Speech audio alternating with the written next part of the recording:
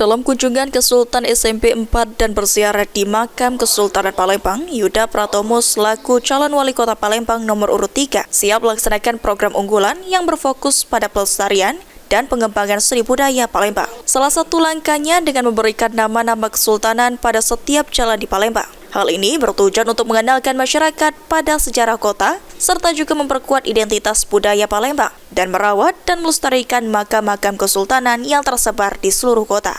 Calon wali kota Palembang ini juga menyebutkan akan menjadikan Benteng Kuto Besak sebagai situs sejarah yang lebih dikenal dan dikunjungi wisatawan lokal maupun internasional. Budaya-budaya itu tadi sudah disampaikan bahwa ke depan mungkin nama-nama jalan ya di kota Palembang itu akan diberikan juga nama Melayunya ya, nama Arab Gundul ya. Nah, kemudian juga situs-situs budaya kota Palembang itu kita pelihara, kita bangkitkan lagi ya, seperti misalnya Benteng Kuto Besak ya.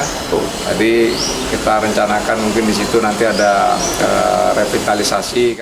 Aji Dalia, PAL TV.